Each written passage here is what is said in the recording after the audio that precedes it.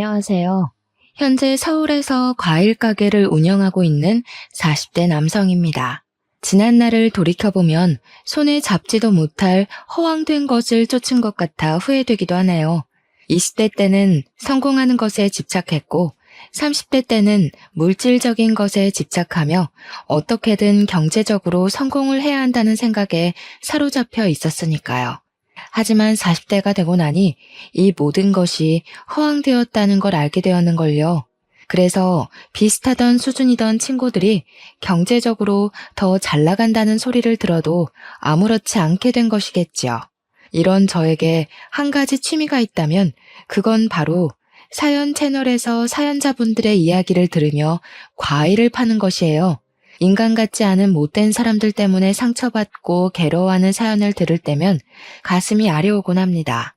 사연자분들 또한 가슴에 묻어두었던 상처를 꺼내기 위해서 수많은 시간이 걸렸겠죠.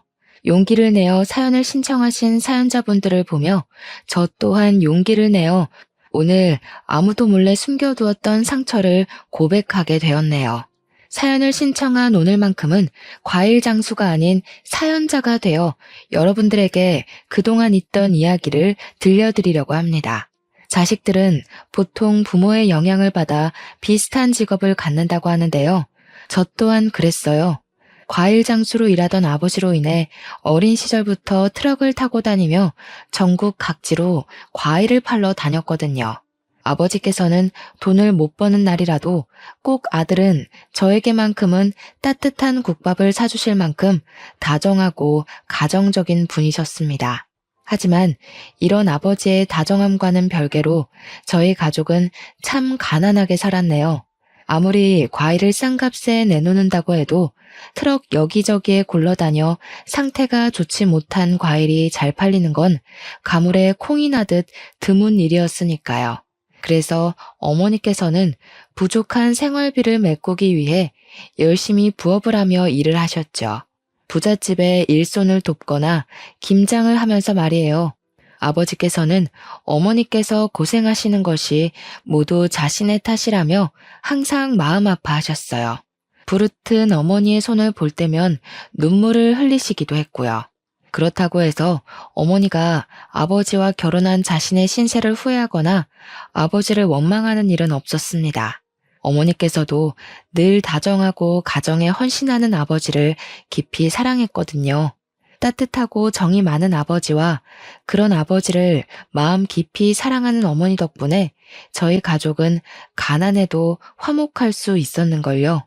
하지만 가난은 이러한 소소한 행복을 누릴 기회조차 앗아가 버리더군요. 저희 가족에게서 제일 소중한 것을 빼앗아 가면서 말이에요. 경찰의 눈을 피해 과일을 팔던 아버지께서 단속을 피하려 무리하게 운전을 하시던 도중 교통사고를 당해 그만 그대로 눈을 감고 만 것이었죠. 아무런 예고 없이 들이닥친 아버지의 부재는 저희 가족의 삶을 송두리째 흔들기 충분했어요. 하지만 인정도 없는 가난은 아버지의 부재를 슬퍼할 겨를도 주지 않았습니다. 있는 돈 없는 돈을 털어 진행한 아버지의 장례식이 끝난 후 집으로는 수많은 독촉장이 날아왔는데요. 아버지의 빈자리에 제일 슬퍼하던 어머니께서는 그 독촉장들을 보신 후부터는 한 방울의 눈물도 흘리지 않으시더군요. 대신 두 손을 걷어붙이고 일을 하기 시작하셨죠. 부잣집의 가정부로 3년 동안 일을 한 어머니께서는 악착같이 돈을 모아 과일 가게를 차리셨습니다. 어머니께서는 아버지의 사고 이후 죽이 되던 밥이 되던 가게를 차려야겠다고 결심을 하셨거든요. 어머니께서 과일 가게를 운영하실 동안 저 또한 과일 장수로 일하며 시간을 보냈어요. 일하다 보니 시간은 훌쩍 흘러 어느새 25이란 나이가 되었고요. 어머니께서는 하루빨리 좋은 처자를 만나 결혼을 하고 가정을 꾸리길 바라셨지만 어머니께서 결혼 이야기를 할 때면 씁쓸한 미소를 지을 뿐이었네요. 가난한 데다가 홀어머니까지 모신 남자에게 시집을 올 여자는 아무도 없는 거잖아요. 그런데 한평생 박복한 세월을 보낸 것을 불쌍하게 여겨서인지 저에게도 결혼할 기회가 찾아오더라고요. 상대는 과일 가게 맞은편 작은 중소기업에서 격리로 일하는 단골 손님이었죠. 여자는 항상 생글거리는 낯으로 사과를 한 바구니씩 사갔는데요. 눈이 펑펑 내리던 추운 겨울, 여자는 퉁퉁 부은 눈을 하고선 사과를 내달라고 하더군요. 연유를 묻자 결혼을 약속한 남자 쪽 집안에서 여자의 어머니께서 다방을 운영한다는 이유로 파혼을 요구했다고 말을 했어요. 어린아이처럼 눈물을 흘리는 여자의 모습을 보자 마음이 좋지 않았습니다. 그래서 더 챙겨주려고 노력을 한 것이었죠. 그리고 이런 연민은 시간이 지나자 사랑이 되었어요. 여자를 만나기에는 턱없이 부족한 환경이기에 마음을 밀어내보려 했지만 쉽지가 않았고 결국 여자에게 고백을 한 후 만남을 이어갔고요. 만난 지 3년이 지난 후 결국 저희는 부부의 인연을 맺게 되었답니다. 결혼한 후 아내에게 참 감사했어요. 아내가 아니었다면 평생 홀로 외롭게 살았을 테니까요. 그런데 어머니께서는 저의 생각과는 다른 듯 보였습니다. 장모님이 다방을 운영하는 것을 탐탁지 않게 생각하시던 어머니께서는 아내 또한 반기지 않으셨죠. 어머니께서는 불같은 성정을 지닌 것에 비해 마음은 누구보다 여리고 정이 많으셨기에 같이 얼굴을 맞대고 살다 보면 아내에게도 정을 붙일 거라 생각했는데요. 어머니께서는 이런 기대를 산산이 조각내시고 말았네요. 잘해보려 노력하는 아내의 모습을 볼 때면 아내의 안 좋은 점을 찾기 위해 두 눈을 부릅뜨셨으니까요. 어디 결혼까지 한 여자가 해프게 웃음을 흘리고 다녀? 어머니, 그게 무슨 말씀이세요? 물건 파는 장사꾼 입장에서 손님한테 과일만 내드릴 수도 없는 일이잖아요. 어머니께서 더 잘 아시면서. 그냥 매번 저희 가게에서 과일 사가시는 게 감사해서 사과 하나 더 넣어드린 것 뿐이에요. 아이고, 말이나 못하면 온 동네 남정네들 한 실실 웃음이나 흘리고 다니는 주제에 어디 시애미한테 큰 소리야? 그냥 두면 우리 아들 두고 바람 피울 게 뻔한데 이런 식으로 다른 남자들한테 한눈 팔고 다닐 거면 당장 이혼해라. 멀쩡한 우리 아들 고생시키지 말고. 어머니, 아무리 제가 마음에 안 드셔도 그렇지 어떻게 결혼한 지 1년도 안 된 며느리한테 이혼하란 말씀을 하실 수가 있으세요? 참나, 애비도 없이 웃음 팔고 다니는 애미랑 둘이 살았다길래 눈칫밥 몇 번 먹여주면 제 발로 떨어져 나갈 줄 알았는데 너도 참 독하구나. 그러니까 멍청한 척 순진한 척 떨면서 세상 물정 모르는 순진한 우리 아들을 깨웠겠지. 좋다. 못 알아먹는 것 같으니 내가 친히 알려주마. 난 더럽게 서방 아닌 남자들 주머니에서 나온 돈으로 먹고 사는 네 애미도 그런 돈으로 먹고 자란 너도 아주 치가 떨리도록 싫다. 우리 아들 생각해서 참으려고 해도 다른 사내들 떼탄 니까짓게 우리 아들이랑 한 이불 덮고 잔다고 생각하면 우라통이 터져서 살 수가 없어. 남이 건네준 돈으로 먹고 산 건 저희 엄마나 어머니나 별반 다를 게 없는 거 아닌가요? 어머니도 과일 산다는 사람 남자 여자 가려서 파시는 거 아니잖아요. 아무리 우진 씨가 좋다고 해도 어머니께서 자꾸 이런 식으로 중간에 회방 놓으시고 못 살게 구시면 저도 어쩔 수가 없죠. 이런 식이면 어머니 안 보고 살겠습니다. 남자의 눈 돌아간 것 치고 시애미 대접 제대로 하는 것이 없지. 네가 아주 시애미 얼굴에 먹칠을 제대로 하는구나. 아내 또한 어머니 못지않은 괄괄한 성격을 가지고 있었기에 어머니와 아내의 사이는 회복할 기미를 보이지 않았고 결국 제가 나서서 두 사람 사이에 끼어들 수밖에 없었습니다. 어머니께서는 애미도 버린 매정한 놈이라며 서운해하셨지만 이제는 한 가정의 가장이 되었기에 어쩔 수가 없었죠. 그 후 아내는 과일 가게에서 일하는 것을 그만두고 가정주부로 사는 생활을 시작하게 되었어요. 다달이 나가는 생활비를 생각하면 맞벌이를 하는 것이 맞았지만 차마 아내에게 맞벌이 하자는 말을 꺼내지는 못하겠더군요. 그동안 마음고생으로 힘들었을 아내를 편히 쉬게 해주고 싶었거든요. 그래서 더 열심히 일한 것이고요. 가게의 문을 열고 과일을 파는 것만으로는 한계가 있었기에 가게의 문을 닫은 밤이면 근처 아파트 단지에 전단지를 돌리며 돈을 벌기 위해 노력했죠. 어휴, 장사하는 집에는 사람이 잘 들어와야 가게도 번창하고 돈도 잘 버는 건데. 장사도 영 시원찮은 게 아무래도 근본도 없는 저 몹쓸 것이 안방을 치고 있어서인 듯 싶구나. 제발 이상한 거로 끼워 맞추지 좀 마세요. 바로 앞에 대형마트 생겨서 그런 걸 왜 집에 있는 험한 사람 탓으로 돌리세요? 이제 그만하실 때도 됐잖아요. 어머니 자꾸 이러시면 그러고 싶지 않아도 자꾸 집사람 편들 수밖에 없어요. 그러니까 이제 집사람 흉보는 건 그만두세요. 좋게 생각하려고 해도 상황이 요 모양 요 꼴로 돌아가는데 어떻게 흉을 안 봐? 제발 지마폭에 쌓여있지 말고 현실을 좀 봐라. 니처 들어오고 나서 장사가 잘 되는 날이 있나 없나. 가게에 들어오는 손님이라고는 똥이나 싸지르는 똥파리뿐이니 좋게 생각할 수가 있어야지. 어머니께서는 대형마트가 들어와 가게에 장사가 안 되는 것을 아내의 탓으로 돌리시더군요. 계속해서 아내를 안 좋게 생각하시는 어머니로 인해 자연스럽게 아내의 편을 들 수밖에 없었고요. 처음 몇 번은 어머니와 아내 사이를 회복하기 위해 노력하기도 했지만 그럴 때마다 어머니께서는 아내에게 홀려 이상한 수를 쓴다고 나무라셨기에 어쩔 수가 없었어요. 그리고 곧이어 점점 줄어드는 가게 매출로 인해 어머니와 아내의 사이에 소홀해질 수밖에 없었죠. 과일 가게를 살려보기 위해 과일을 반값에 내놓아 보기도 하고 덤으로 다른 과일을 손님들에게 끼워드리기도 했지만 품질이나 가격 모든 면에서 대형마트를 따라갈 수는 없었기에 손님들의 발길은 점점 끊길 수밖에 없었네요.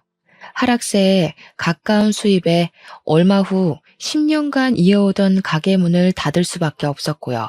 가게를 접은 후에는 공사판 막노동 일이며 대리운전 같은 일을 가리지 않고 했지만 임금이 적다 보니 생활비를 하기도 빠듯하더군요. 그러던 중 귀농을 해 농사를 시작했다는 친구의 이야기를 듣게 되었죠. 친구의 이야기를 듣다 보니 저의 성향이나 여러 가지를 생각하니 시골에 내려가 농사를 짓는 것이 더 이득이겠더라고요. 아내 또한 시골에 내려가는 것을 승낙했어요. 서울에서 살아남기 위해 별다른 뾰족한 수가 없었기에 어머니 또한 수박 농사를 짓는 것을 허락하셨는걸요. 어머니께서도 함께 시골로 내려가 농사를 지으면 좋았겠지만 무릎이 안 좋으신 어머니께서는 병원으로 가며 치료를 받으셔야 했기에 저희 부부만 시골에 내려가기로 했죠. 서울에서의 생활을 청산하고 시골에 내려갔을 때만 하더라도 아내는 시골에 내려온 것을 후회한다며 한숨을 푹푹 쉬었어요. 끝없이 이어진 밭에서 수박 농사를 지을 자신이 없다면서요. 아내는 서울로 돌아가고 싶다 말했지만 이상하게 저는 넓게 펼쳐진 땅을 볼 때면 기분이 좋더라고요. 아마도 다시 일어날 수 있는 희망이라는 생각 때문이었겠죠. 마을의 젊은 사람들이 이사를 와서인지 주민분들은 저희 부부를 도와주기 위해 참 많이 노력하시더군요. 그 덕분에 저는 여기저기 돌풀이가 널브러졌던 땅을 돈 한 푼 들이지 않고 가꿀 수 있었는걸요. 밭을 갈고 인부들을 모아 농사 지을 준비를 하자 아내 또한 열심히 노력하는 모습에 감동을 받아서인지 일손을 도와주고 새참을 챙겨주는 등 도와주려 노력을 많이 했습니다. 참 고마웠어요. 부족한 형편인 것을 이해해 줄 뿐만 아니라 언제나 저의 뜻을 믿고 지지해 주었으니까요. 그리고 이런 아내의 내조와 저의 노력 덕분인지 더할 나위 없는 풍년이 찾아오고 수박 농사는 성공하게 되었죠. 농사를 시작한 지 불과 1년 만에 일어난 일이었습니다. 제가 재배한 수박은 지역에서도 품질 좋기로 소문나 부르는 것이 값일 정도로 비싸게 팔렸는데요. 이 덕분에 과일 가게를 운영할 때와는 비교도 안 될 만큼 많은 이익을 거둘 수 있었네요. 경제적으로 나아진 후 그동안 고생한 어머니에게도 잘해드리려 노력을 했습니다. 어머니께서는 필요 없다 말씀을 하셨지만 생애 처음 시설 좋은 아파트에 입주를 하시니 입에 귀가 걸릴 정도로 한박 웃음을 지으시더군요. 더불어 경제적으로 안정이 된 후에는 어머니와 아내의 고부 갈등 또한 전과는 비교할 수 없을 정도로 나아졌어요. 웃는 낯으로 잘 지내는 어머니와 아내의 모습을 볼 때면 마음이 뭉클해졌죠. 드디어 한 가족이 된 거잖아요. 경제적으로도 가정적으로도 안정이 된 후 저희 부부는 아이를 가지기 위해 노력했습니다. 저희 부부 둘 다 시기가 안 좋아 미뤘을 뿐 아이를 참 좋아했거든요. 하지만 세상 일이 모두 마음처럼 되지 않듯이 저희 부부에게는 아이 문제가 그렇더라고요. 자연 임신에 실패한 뒤 여러 번 시험관 수술을 진행했지만 임신이 되지 않을 뿐더러 아내의 몸은 날로 쇠약해져만 갔죠. 실패를 거듭해 갈수록 아내는 몸뿐만 아니라 마음까지 지쳐가는 것 같았어요. 결국 아내의 건강을 위해 아이를 포기하기 결심을 했고요. 아이를 포기한 후 저희 부부는 전국 각지의 여행을 다니며 아픔을 이겨내기 위해 노력했습니다. 다행히 물 좋고 산 좋은 곳을 찾아다녀서인지 아내의 건강은 나날이 좋아져 갔죠. 몸뿐만 아니라 마음까지도요. 주위의 몇몇 사람들은 결혼을 한 횟수가 오래될수록 아내와 사이가 안 좋아진다고 했지만 저희 부부는 그 반대였습니다. 결혼을 한 지 7년이란 세월이 흘렀지만 여전히 서로 사랑하고 존중했으니까요. 항상 제일 가까운 곳에서 응원해주고 힘을 써주는 아내 덕분에 행복하기만 했고요. 저희 부부는 한 달에 한 번 제주도로 여행을 떠났는데요. 제주도 여행을 예약하고 얼마 안 돼 아내는 제주도 여행을 미루자고 말을 꺼냈네요. 다리가 다친 장모님의 병간호를 해야 한다면서요. 몸이 불편한 장모님을 두고 여행을 가봤자 마음이 편하지 않을 게 뻔했기에 바로 제주도 여행을 취소했죠. 그런데 장모님이 우리 집에 오신 후 한 가지 문제가 발생했습니다. 다리에 있던 깁스를 푼 후에도 장모님께서는 도통 저희 집에서 나갈 생각을 안 하신다는 것이었죠. 일주일이나 길어도 한 달이면 댁으로 돌아가실 거라 생각했지만 장모님은 그대로 석 달이 지나도록 저희 집에 눌러앉아 생활하셨어요.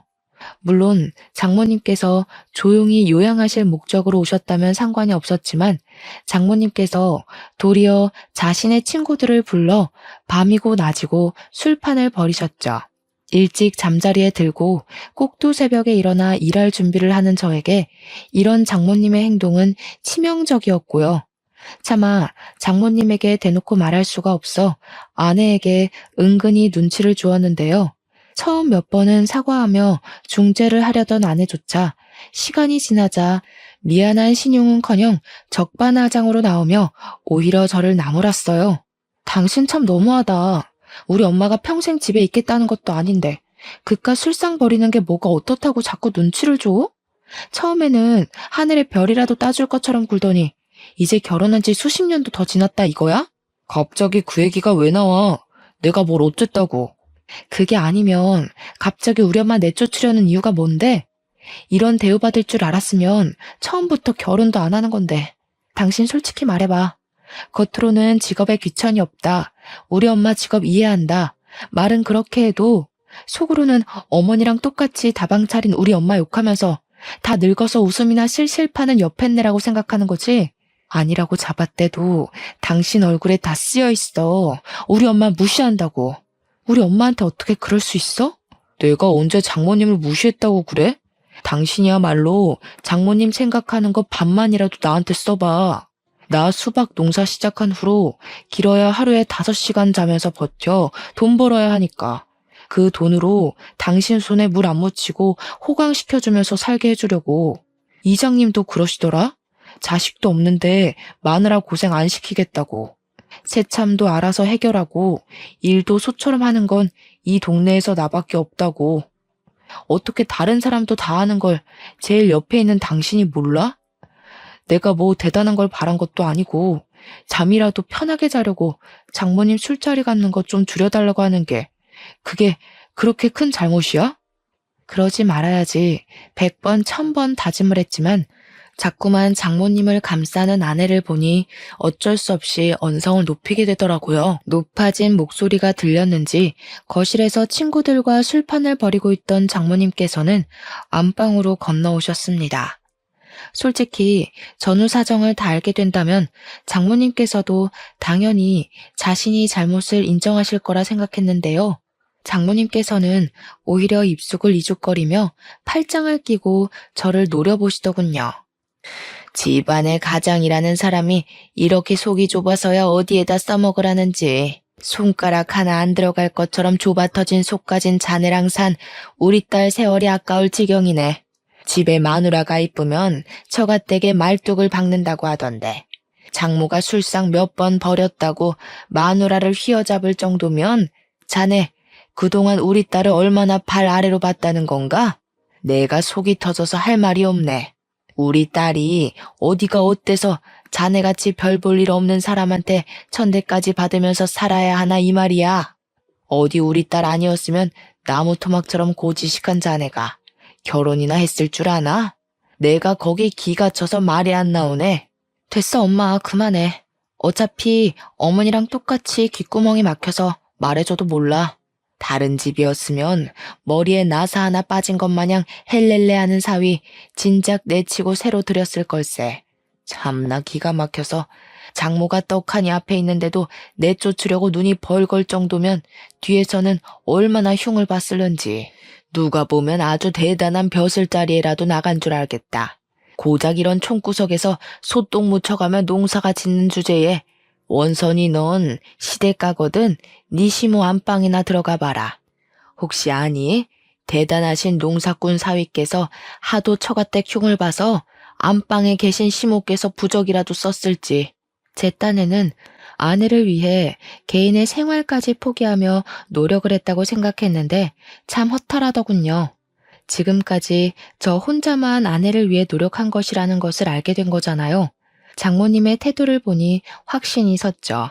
그동안 아내는 저를 존중하고 사랑한 것이 아닌 자신의 편안한 생활을 위해 사랑한 척 한 것이라는 것을요. 아내라도 저의 편이었다면 마음이 이렇게까지 상할 일은 없었겠지만 정작 중요한 아내마저 장모님과 한 통속이라 생각하니 도저히 힘을 낼 수가 없었는걸요. 아내에 대한 믿음은 파도가 휩쓸고 간 모래성처럼 한순간에 무너져 내렸고요. 너무 큰 충격을 받아서인지 그 후에는 아무리 장모님이 큰 소리로 떠들며 사람들과 술잔을 부딪혀도 신경조차 쓰이지 않았네요. 신경조차 쓰지 않자 장모님은 물 만난 고기처럼 날뛰며 더 많은 사람을 집으로 불러 술판을 벌였고요. 그런데 장모님이 활기를 칠 동안 사건이 일어나고 말았죠. 감기 기운으로 몸이 좋지 않아 평소보다 일찍 귀가를 했을 때였습니다. 그날도 다른 날과 마찬가지로 장모님께서는 사람들을 불러 모아 왁자지껄하게 떠들며 술판을 벌이고 있었어요. 거하게 취한 장모님은 평소보다 일찍 귀가한 저에게 시비를 거시더라고요. 이젠 하다하다 우리 딸을 굶겨 죽일 작정이라도 한 겐가?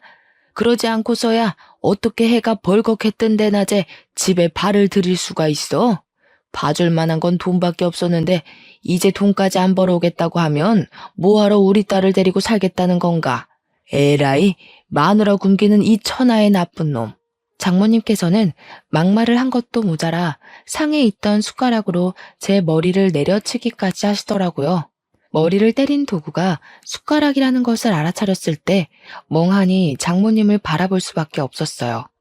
아픈 것보다도 먹던 숟가락으로 머리를 맞았다는 것에서 오는 충격이 더 컸거든요. 다른 것도 아닌 숟가락으로 사람 머리를 때리다뇨. 울분으로 몸을 떠는 찰나 머리채가 잡힌 장모님께서는 곧바로 바닥에 내팽겨쳐졌습니다. 장모님을 응징한 사람은 다름 아닌 저희 어머니였죠. 어디 감히 그 더러운 숟가락을 올려? 다른 남자가 내다 버린 헌시짝 같은 걸 며느리라고 귀히 여겨줬더니 은혜를 이런 식으로 갚아? 어머니, 제발 진정부터 하세요. 귀한 내 아들이 더러운 손가락으로 머리통을 맞았는데 진정은 무슨...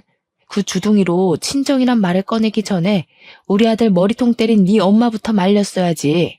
시애미한테 바락바락 대들던 상황은 다 어디에 두고 제 남편을 맞는 꼴을 그냥 보고만 있어? 맞을 짓을 했으니까 맞았죠. 저희 엄마가 괜히 그랬겠어요?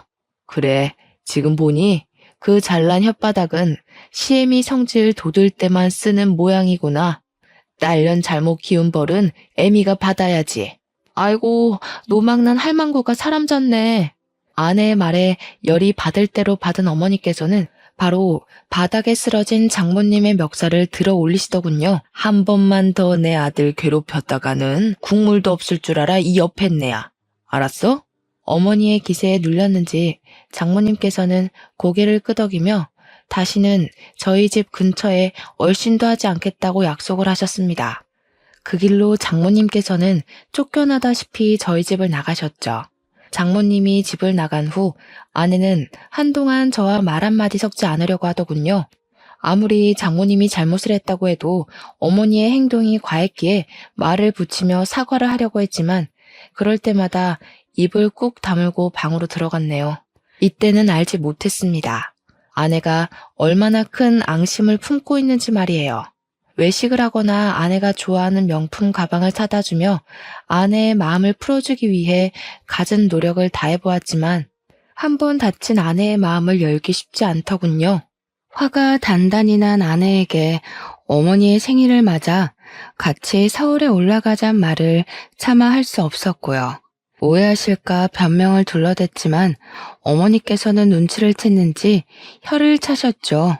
이렇게 속을 썩일 줄 알았다면 그때 무슨 수를 써서라도 막는 건데 네가 이렇게 힘들어할 줄 알았으면 평생 원망하는 소리를 듣는다고 해도 결혼을 막는 건데 이 어미 생각이 너무 짧았구나. 아휴, 좋은 부모 밑에 컸으면 너도 좋은 배필 만나 토끼 같은 자식 낳고 잘 살았을 텐데 못난 어미 만나 너만 고생이야. 어머니께서는 눈물을 훔치며 사과를 하셨습니다. 그런 어머니를 보니 마음이 좋지 않았어요. 어머니의 행동이 과했다고는 하나 모든 것이 자식인 저를 위한 일인 거잖아요. 어머니의 생일을 지낸 후 다시 힘을 내기로 결심을 했어요. 아무리 힘들다고는 해도 먹고 사는 것만큼 중요한 것은 없으니까요. 하지만 마지막 희망이던 수박 농사마저 처참하게 무너지며 저는 그대로 곤두박질 치고 말았네요. 쏟아지는 폭우로 인해 수박 농사가 쫄딱 망해버린 것이죠. 멈출 기미가 없이 쏟아지는 폭우를 맞고 자란 수박은 당도는 물론 품질까지도 최하위로 떨어졌습니다. 상품 가치가 없을 정도로 말이에요. 어떻게든 재기하기 위해 팔방으로 뛰어다녔지만 한 번 망한 농사를 다시 되살리는 것은 쉬운 일이 아니더군요. 대출까지 끌었으며 버텨보려 했지만 모든 것은 물거품처럼 한순간에 무너지고 말았어요. 결국 저는 잔뜩 늘어난 빚만 가지고 수박 농사를 포기해야 했고요. 경제적으로 무너지고 난 후 아내는 툭하면 돈 이야기를 걸고 넘어지며 시비를 걸었습니다. 다른 농사꾼들의 밭일을 도우며 어떻게든 아내만큼은 편히 살게 해주려 애를 썼지만 아내의 눈에 그런 정성은 보이지 않는 듯 싶었죠. 그러다 보니 고된 일이 끝난 후 자연스럽게 술을 마시게 되더군요. 그리고 거하게 취한 밤 어머니에게 전화를 걸었는데요. 정작 전화를 받은 것은 어머니의 가장 친한 친구였습니다. 아이고 오진아, 이 일을 어쩌면 좋으냐. 네 엄마가 쓰러졌어. 이놈아, 당장 서울로 올라와라. 근데 어머니가 쓰러지시다뇨. 그게 무슨 말씀이세요? 어머니가 어디 다치시기라도 했다는 말씀이세요? 조금 다쳤으면 네 엄마가 전화를 받았겠지. 네 엄마 바로 수술 들어가야 한다니까 당장 달려와라. 큰 수술 앞뒀는데 아들 녀석이 엄마 옆에 있어줘야지. 전화를 끊자마자 어떻게 택시를 잡았는지조차 모를 정도로 급하게 택시를 타고 서울로 올라갔습니다. 수술해야 한다는 말을 들었을 때는 가슴이 철렁 내려앉았고요. 병원에 도착한 후 곧장 어머니에게 전화를 걸자 어머니께서는 뇌졸중으로 쓰러지셨다고 하더군요. 하염없이 수술실 앞을 기다리자 불안함을 감출 수가 없었습니다. 수술이 끝난 후 의사가 말하길 쓰러진 후 바로 병원으로 온 덕분에 후유증이 없을 거라 말했지만 그래도 안심이 되질 않더군요. 어머니가 쓰러진 것이 모두 그동안 무심했던 스스로 때문에 일어난 일 같았거든요. 수술이 끝난 후 어머니께서 혼자서 거동을 할 수 없으셨기에 집으로 모시려고 했는데요. 사정을 말하자 아내는 기가 차다는 듯이 콧방귀를 뀌며 어머니를 본가로 모시는 것을 절대 반대했는걸요. 어머니가 우리 엄마한테 어떻게 했는지 벌써 잊었어? 아무리 마음에 안 든다고 해도 사돈 머리채를 잡는 시모가 세상에 천지 어디 있어? 우리 엄마 머리채 잡을 정도였으면 이런 상황에서 혼자 살 각오 정도는 하고 덤벼드신 거 아니겠어? 난 죽어도 어머니 못 모시겠으니까 정 어머니를 모시고 싶거든 당신이 어머니 집 들어가서 병시종을 들던 요양병원을 가든 알아서 해. 차라리 못된 며느리 하면 됐지. 늙고 병든 어머니 수발 들으면서 착한 며느리 칭호받고 싶지는 않아. 알았어. 당신 뜻이 그렇다면 내가 서울에서 어머니 모시고 있을게. 당신이 한 말 톡톡히 지켜. 나중에 가서 불쌍한 우리 엄마 운운하면서 합가하자고 하지 말고. 아내의 반대에 어쩔 수 없이 서울에서 어머니를 모시게 되었습니다. 일하는 빈 시간에는 어머니의 친구분께서 집으로 와주셨기에 마음 편히 일할 수 있었죠. 다행히도 어머니의 상태는 나날이 좋아졌어요. 초기에 수술을 한 것과 재활치료를 꾸준히 받은 것이 컸죠. 어머니께서 상태가 나날이 좋아져 일상적인 생활을 할 수 있을 만큼 몸이 회복되었을 때쯤 시골집을 팔아 빚을 청산할 생각이었는데요. 어머니께서는 극구 사양을 하시며 자신의 낡은 빌라를 팔아 빚을 갚는 데 보탬을 해주셨네요. 자신은 반자에 가도 상관이 없다면서요. 희생만 하고 살았던 어머니였기에 참 가슴이 먹먹하더군요. 아무리 어머니라 할지라도 개인의 인생이 있을 텐데 어머니께서는 언제나 자신의 인생을 살기보다 자식을 위해 사셨으니까요. 그래서 아내를 설득해보기로 마음먹었고요. 합가하기 위해서가 아니라 아내와 어머니의 사이를 회복시키기 위해서였습니다. 그런데 아내는 어머니를 보자마자 기겁을 하며 소리를 질렀어요. 당신 도대체 무슨 생각이야? 내가 한 말 잊었어? 다시는 어머니랑 얼굴 맞대고 싶지 않다니까? 내가 왜 우리 엄마 머리채까지 잡은 당신 엄마랑 부딪히고 살아야 하는데 내가 말했지.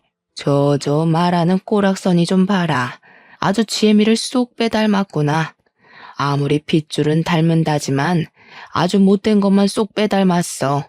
어디 그 못된 피는 대대로 물려주기라도 한다돈? 어머니가 하실 말씀은 아니죠. 위아래도 없이 사돈 머리채도 잡으시는 분이 못된 피를 운운하다뇨. 제가 나쁜 피를 물려받았으면 어머님 아들은 어머님한테 줄줄이 망하는 피만 물려받았겠네요. 이 사람 매번 한 일마다 망하는 걸 보면? 그래, 네가 언젠가는 그럴 줄 알았어.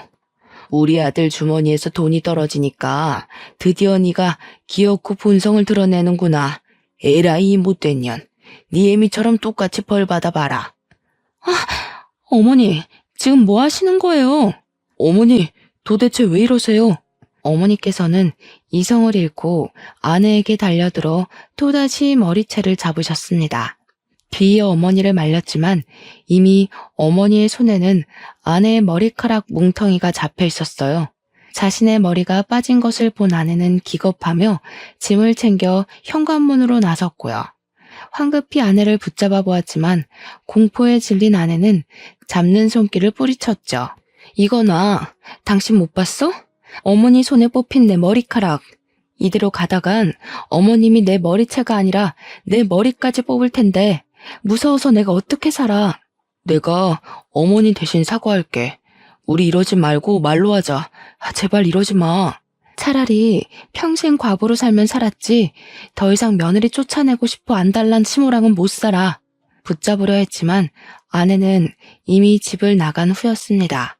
아내와 갈등이 있기는 했지만 이혼할 생각은 죽어도 없었기에 아내의 행적을 수소문하기 시작했죠. 하지만 이미 아내 주변 사람들은 입을 맞춘 듯 하나같이 아내의 행방에 대한 귀뜸조차 해주지 않더군요. 장모님은 두말할 것도 없었고요. 내가 왜 자네한테 우리 딸내미 행적을 알려줘야 하나?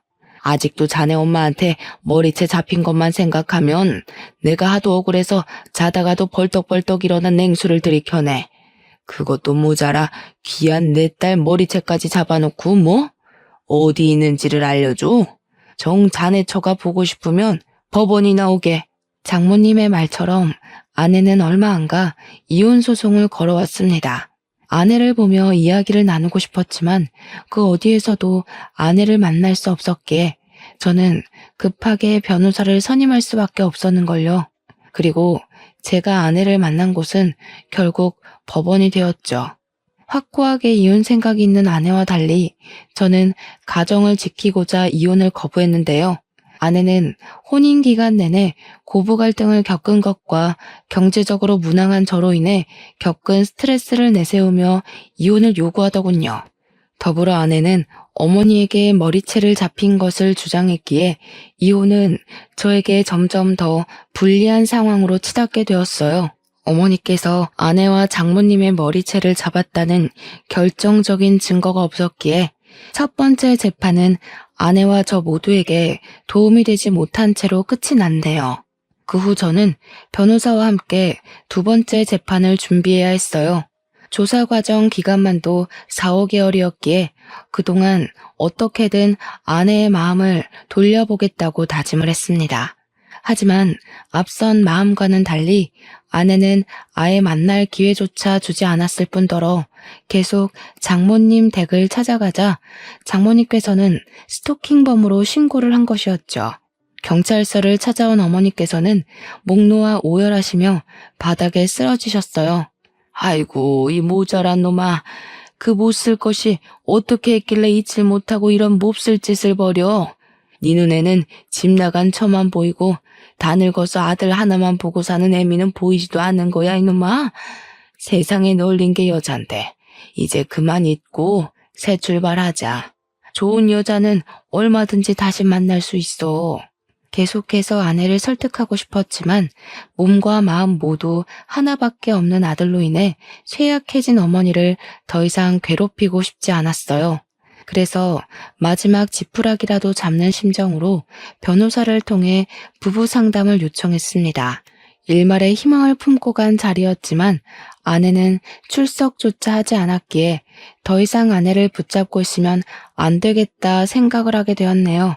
아무리 사랑하는 마음이 있다고 해도 마음이 떠난 사람을 붙잡고 늘어질 수는 없는 거잖아요. 하지만 아내에 대한 마음을 덜어내는 것은 쉽지 않은 일이었습니다. 그래서 더더욱 일을 찾아다니며 바쁜 나날을 보내기 위해 힘을 썼어요. 처음에는 절대로 아내를 잊을 수 없을 것 같았지만 바쁜 나날을 보내다 보니 금세 아내에 대한 마음을 덜어낼 수 있더군요. 비록 아주 조금이었지만 그마저도 참 감사했죠. 아내가 덜어진 만큼 더 열심히 살아야겠다고 생각을 하게 됐거든요. 그런데 이런 이유는 얼마 가지 않았네요. 어머니의 행동이 이상해지기 시작했으니까요. 평소 핸드폰을 귀찮게 여기시던 어머니께서는 언젠가부터 핸드폰을 분신처럼 가지고 다니며 집착을 하셨어요. 그 모습이 참 이상했죠. 핸드폰에 스치기만 해도 어머니께서는 예민하게 반응하셨는걸요. 이런 어머니의 행동을 옆에서 지켜보고 있자니 덜컥 겁이 났습니다. 어머니께서 보이스피싱이라도 당한 게 아닌가 하는 걱정 때문이었어요. 핸드폰을 확인하려 했지만 어머니께서는 핸드폰을 항시 자신의 몸에 핸드폰을 지니고 계셨기에 확인을 하는 것 또한 쉽지 않았죠. 걱정이 나날이 깊어지던 중 어머니께서는 모른 번호로 걸려온 전화를 받으시더군요. 안방에 문까지 걸어 잠그고 말이에요. 통화가 끝난 후 어머니께서는 급하게 집을 나서셨어요. 저는 조용히 그 뒤를 밟았고요. 자차를 타고 가면 들킬 수도 있기에 허겁지겁 택시를 불러 앞질러 차를 탄 어머니의 뒤를 따랐습니다. 한참을 달리고 나니 어머니께서는 고급 주택가가 모인 곳에서 내리셨고, 저는 근처에 세워진 차에 몸을 숨기고 어머니를 지켜보았죠. 몇 번이 지났을까? 고급 주택의 문이 열리고 어머니를 괴롭히던 사람이 모습을 드러냈는데요. 주인공의 얼굴을 확인 후 심장 소리가 빨라지며 입에서는 악소리가 나올 정도로 놀랄 수밖에 없었어요. 지금까지 어머니를 괴롭혔던 사람은 다른 누구도 아닌 아내였으니까요. 튀어나오려는 비명을 간신히 손으로 막으며 어머니와 아내의 행동에 주의를 기울였죠. 이해가 가질 않았습니다. 아내의 친정 형편이 잘 사는 것도 아니었고, 그렇다고 아내의 능력이 뛰어난 것도 아니었기에 의문일 수밖에 없었네요. 아내는 전문 대학교를 졸업하고 작은 중소기업의 경리로 일하던 것이 전부였으니까요. 어머니 그 정도 연기로 되겠어요? 하려면 제대로 하셔야죠. 제가 말씀드렸잖아요. 확실하게 해야 된다고. 아내는 어머니를 하대하는 것이 자연스러워 보였습니다. 어머니께서는 아내 앞에 잔뜩 주눅이 들어있었고요.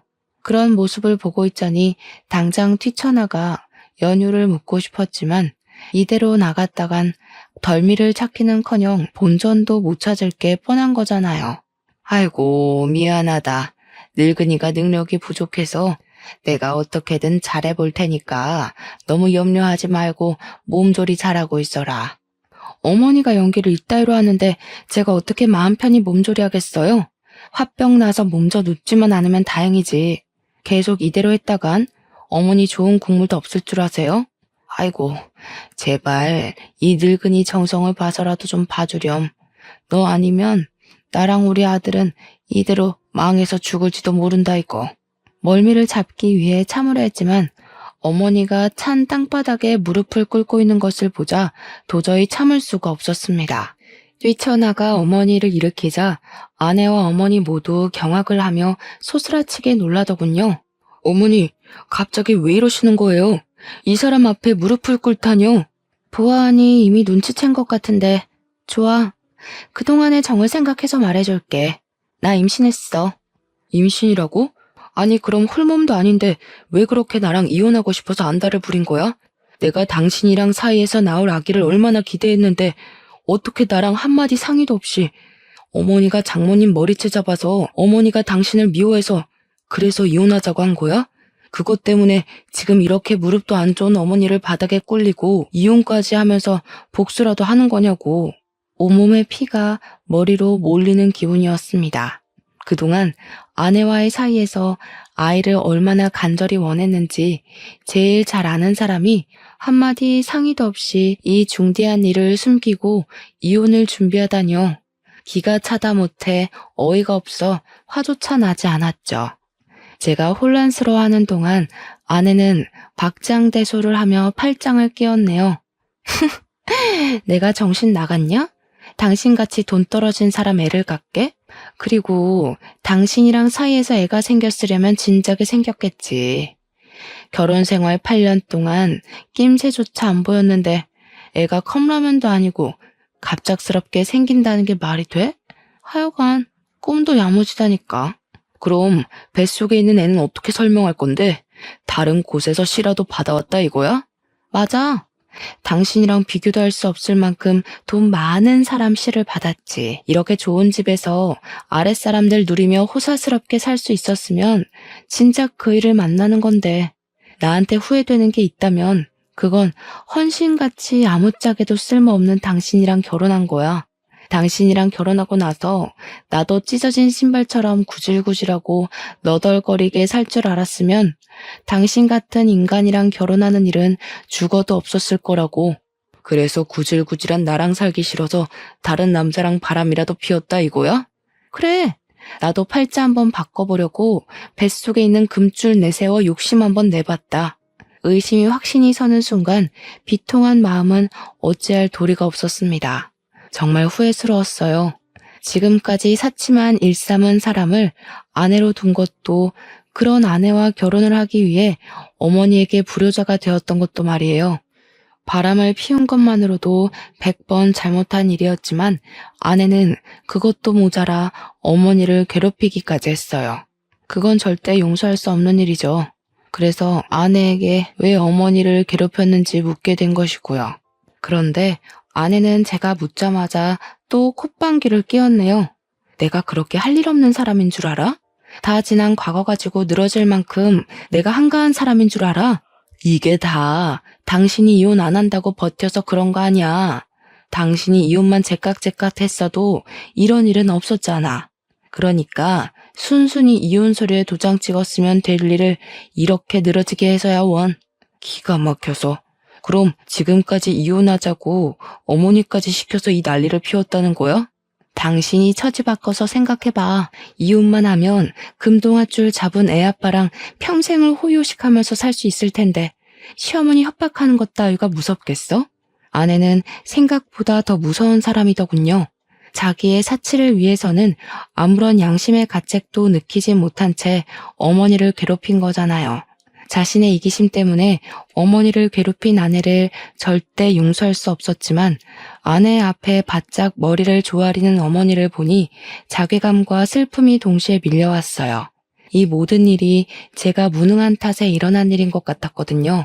어머니께서는 뭐가 그리 무서운지 어깨를 심하게 떨고 계셨습니다. 처음 보는 어머니의 모습에 이유를 묻자 어머니께서는 힘겹게 입을 열었고 충격적인 사실에 그만 이성을 잃고 말았네요. 농사일이 기울어질 때부터 아내는 파혼했던 남자와 연락을 주고받으며 외도를 한 것이었죠. 그리고 더 충격적인 것은 아내가 파혼남과 불륜을 저지르는 것을 어머니께서 두 눈으로 목격했다는 것이었어요. 파혼남은 어머니가 입원해 계신 병원의 의사였거든요. 불륜을 들킨 후 아내는 뻔뻔하게도 임신한 사실을 고백하며 저와 이혼하는 것을 도우라고 협박을 했고요. 어머니의 말을 듣고 나니 흩어져 있던 생각들이 모이며 퍼즐이 딱딱 맞춰졌습니다. 불륜한 것이 걸리게 된다면 자신의 의지대로 이혼을 할 수 없을 뿐더러 아이 또한 사실혼 관계인 저의 아이가 되기에 지금까지 이런 모략을 꾸민 것이었죠. 혼란스러워하며 손만 떨고 있자 어머니께서는 자신의 가슴을 때리며 오열을 하셨어요. 이 모든 것은 저를 위한 일이었다면서요. 이혼만 해주면 네 앞으로 남아있는 빚더미는 물론 억만금을 주겠다는데 세상에 그 제안 거절할 부모가 세상에 어디 있겠니? 어차피 망가진 인연 그냥 떠나보내주고 앞으로 일만 생각하자 오지나. 복수심 때문에 일을 그르치기에는 너무 큰 금액이잖니. 그동안 어머니께서는 대가로 받게 될 돈을 위해 아내에게 치욕스러운 모욕을 당하면서도 꿋꿋하게 연기를 하신 모양이었습니다. 파혼남에게 받은 돈으로 저에게 새 삶을 살게 해주기 위해서요. 숨어있던 진실을 알아갈수록 저에게 돌아온 것은 허탈함과 후회뿐이었어요. 모든 의욕이 상실하고 나니 더 이상 부득이한 싸움을 하고 싶은 생각도 없었고요. 그래서 아내가 원하는 대로 순순히 이혼을 해주게 되었죠. 불행 중 다행이라면 파혼남은 어머니와 저에게 위로금이란 명목으로 억 단위의 돈을 넘겨주었다는 것이었어요. 모든 것이 끝난 후 한동안은 폐인처럼 살았습니다. 무의식적으로 둘러본 아내의 SNS에 파혼남과 함께 행복스레 찍은 사진을 올릴 때면 저도 모르는 사이 두 눈에서는 눈물이 흘러나왔고요. 그런데 그것도 잠시 평생 아내를 그리워하며 폐인처럼 지낼 수는 없다는 생각이 들었어요. 그래서 파혼남이 준 돈으로 다시 장사를 시작하게 된 것이죠. 다른 장사를 하고 싶었지만 예전부터 보고 배운 것이 과일 장사밖에 없기에 결국 다른 장사를 시작하게 되었는걸요. 다행히 유동인구가 많은 곳에 터를 잡아서인지 장사가 잘 되더군요. 그 덕분에 바쁘게 살아 아내를 빨리 잊을 수 있었고요. 그런데 아내에 대한 생각을 다 잊어갈 때쯤 전화가 걸려왔습니다. 상대는 다름 아닌 아내였죠. 전화한 이유도 참 과간이었어요. 뱃속에 있는 아이가 파혼남의 아이가 아닌 것이 밝혀지며 땡전 한 푼 받지 못하고 쫓겨나게 된 것이었습니다. 아내는 파혼남뿐만 아니라 다른 남자와도 양다리를 걸친 것이죠. 씨도 안 준 엄한 놈한테 전화할 게 아니라 애 아빠한테 전화해야 하는 거 아니야? 그랬으면 내가 당신한테 전화했겠어? 하룻밤 같이 논 사람이라 주소는커녕 번호도 모르는데 내가 애 아빠한테 어떻게 전화를 해? 당신 나랑 애 키우면서 오순도순 잘 살고 싶다고 했잖아. 그 꿈 내가 이뤄줄게. 우리 뱃속에 있는 애 키우면서 같이 살자. 내가 정신 나갔고 바람까지 피운 당신이랑 애를 키우겠어? 당신이란 여자는 목소리만 들어도 징글징글할 정도로 신물이 났는데 내가 왜 다른 집시까지 뵌 당신이랑 다시 합쳐서 살아야 하는데? 당신 소원은 헌신짝 같은 나랑 이혼하는 거였잖아. 난 이미 당신이 원하는 대로 해줬으니까 같이 애 키워줄 애 아빠 구하고 싶으면 다른 데서 알아봐. 여보, 야박하게 굴지 마. 아무리 내가 잘못한 게 있다고 해도 같이 지내던 정을 생각해서 걷어줄 수는 있는 거잖아. 구구절절 앓는 소리를 하는 아내를 보니 그동안 왜 아내 같은 여자에게 목을 맸을까 하는 후회가 밀려오면서 전화를 끊게 되었습니다.